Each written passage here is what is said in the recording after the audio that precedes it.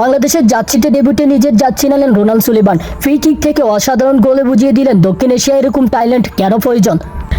Perfect একজন number 9 খুঁজছিলেন এতদিন বাংলাদেশ, হয়তো এবার সেটি পেতে যাচ্ছেন। 2014 সালে মেসির সেই বাঁ পায়ের গোলটি ডান পায়ে করে দেখালেন রোনাল্ড সুলিবান।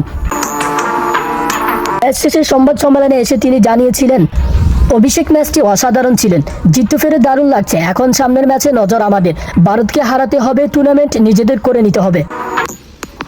শুরুটা অবশ্য ভালো ছিল না। প্রথম অধ্যায়ে বাংলাদেশি দলের ফরওয়ার্ডদের খেলা দেখে মনে হচ্ছিল কেউ যেন কাউকে চিনেই না, মাঠে তাদের মধ্যে কোনো বোঝাপড়াই ছিল না। প্রথম অধ্যায়ে চন্ন ছাড়া ফুটবল খেলেছে বাংলাদেশ, দ্বিতীয় অধ্যায়ে সে শূন্যতা দেখা যায়নি, তাই তো দ্রুত 2 গোল পেয়ে যায় বাংলাদেশ। 54 মিনিটে ফ্রি কিক থেকে দারুণ এক গোল করে বসেন সুলেমান। পাকিস্তানের গোলরক্ষক ঝাঁপিয়ে পড়লেও বল নাগালের বাইরে চলে যান। 67 মিনিটে আরও একবার ঝলক দেখালেন এই দর্শকদের। শেখ সংগ্রামের লম্বা ক্রসে হেঁটে গোল করেছিলেন, তাতে মেতে উঠেছেন প্রবাসী ফরওয়ার্ড। বাংলাদেশের যাচ্ছিতে অভিষেক ম্যাচে আলো ছড়িয়েছে যুক্তরাষ্ট্র প্রবাসী রোনাল্ড সুলিবান। চ্যাম্পিয়নশিপে তার জোড়া গোলে পাকিস্তানকে 2-0 ব্যবধানে হারিয়েছে বাংলাদেশ। এই জয় 3 পয়েন্ট নিয়ে সেমিফাইনালের পথে অনেকটা এগিয়ে যায় বাংলাদেশ।